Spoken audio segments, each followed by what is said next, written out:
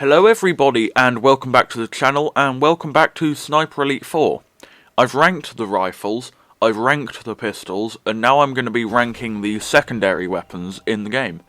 I understand that secondaries are much more subjective than pistols and rifles, and as a result I feel that there will be much more of a disagreement in the comments.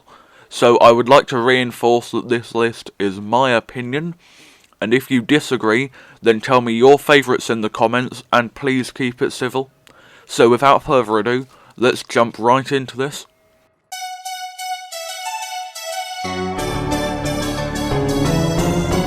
In the number 11 spot, as the worst submachine gun in the game, we have the OVP. The OVP was the replacement to the famous Twin Villa Perosa, which is one of the first submachine guns ever made. I know it doesn't look like an SMG, but if you class an SMG as an automatic weapon that fires low caliber rounds, like 9mm rounds, then it is an SMG.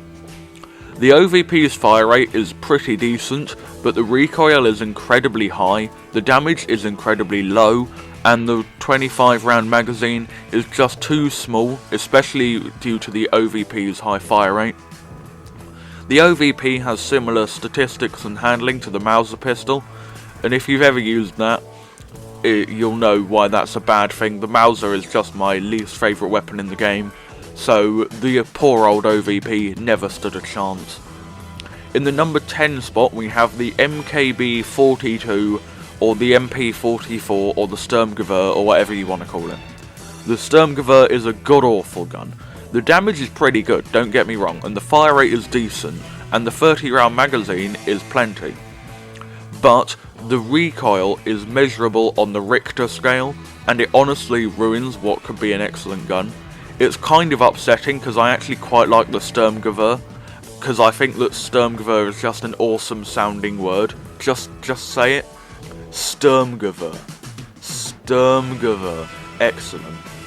In the number 9 spot we have the MAB 38. From here on, all these weapons are pretty good, because when it comes to the secondaries, all of them are good, except of course for the Sturmgewehr and the OVP. The MAB has an excellent fire rate, high magazine capacity, and decent, if not amazing, damage profile.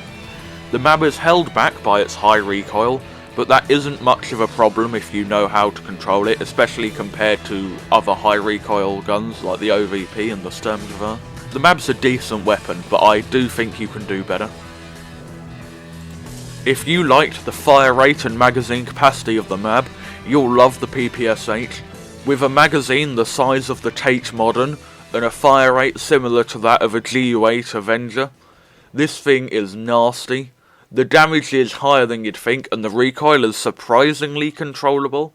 Obviously, it still kicks like an elephant on bullshark testosterone, but I'll take what I can. Overall, the Ppsh is just an incredible gun, and could easily lay waste to the entirety of the Third Reich. And in the number 7 spot we have the trench gun.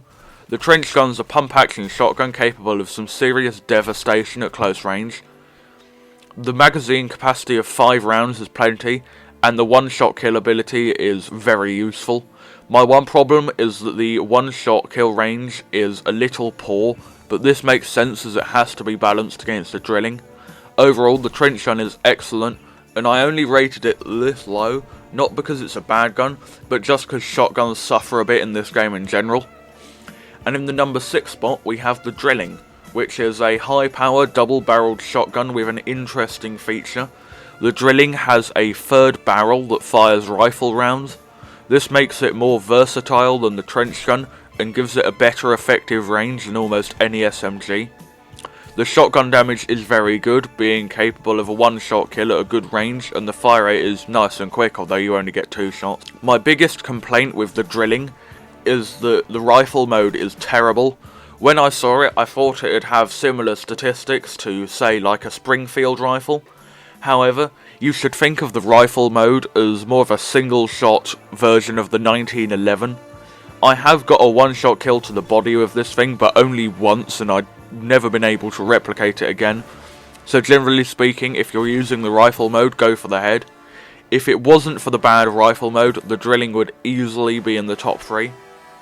And in the number 5 spot, we have the grease gun. The grease gun has a decent fire rate and good recoil control, however it's held back by its poor accuracy and low damage. If this thing had a higher damage or higher fire rate, I could see it being a well balanced entry for the top 3 weapons of its class, but I still think that it doesn't really compete against the MP40, which is incredibly good and easy to find. In the number 4 spot we have the Thompson. The Thompson has good damage, high fire rate and acceptable, if not fantastic accuracy. The Thompson's one downside is that it kicks like a mule, but it's honestly not too bad if you pace your shots. Overall, the Thompson handles basically everything well, and it rounds out the default loadout nicely, with a capable, yet not overpowered secondary.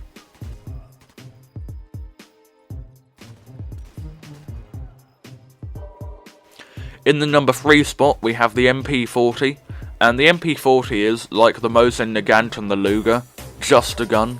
It's just there. It just gets the job done easily, quickly, and with no fuss. I wouldn't want to, but I could easily do an MP40 only playthrough of the game, and I'm sure you could too.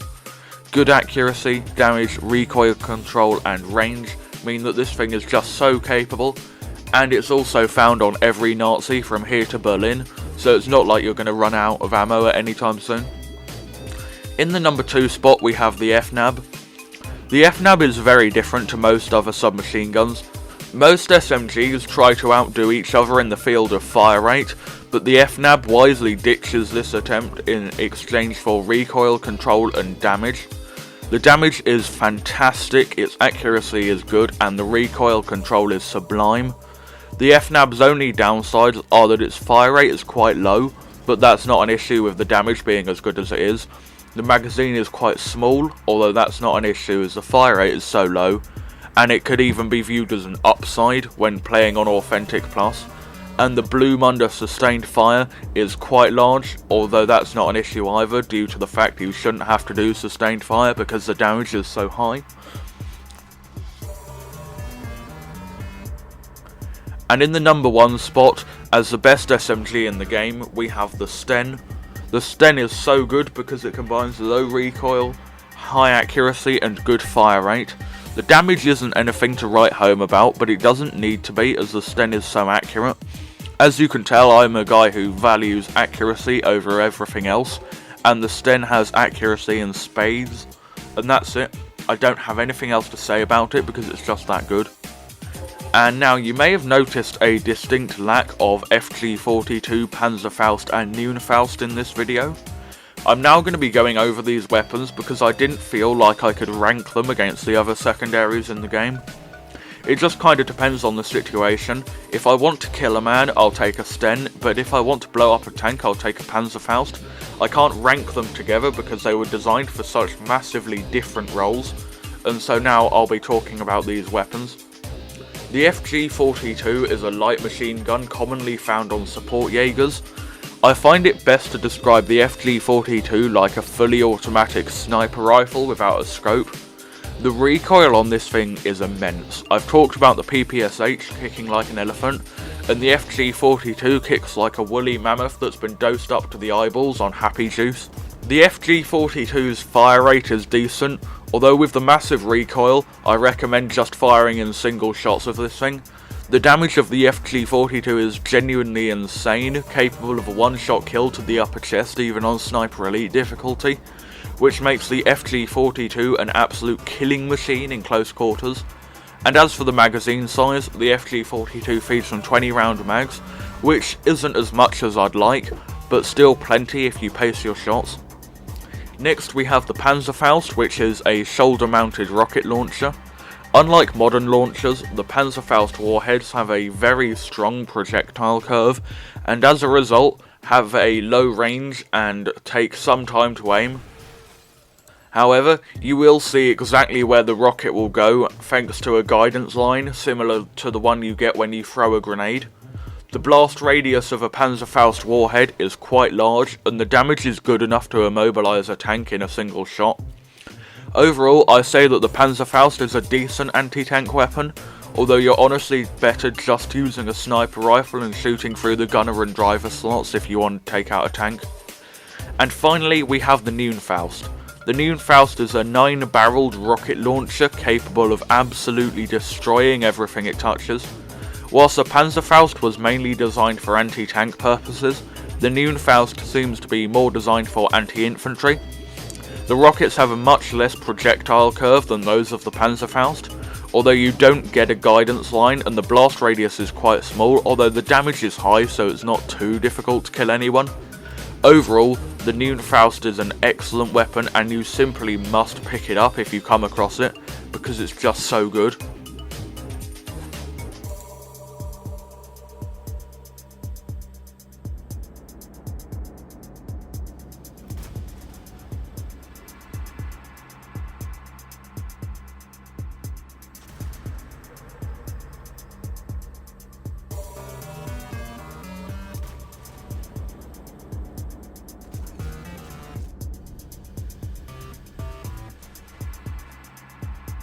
Thank you everyone for watching the video.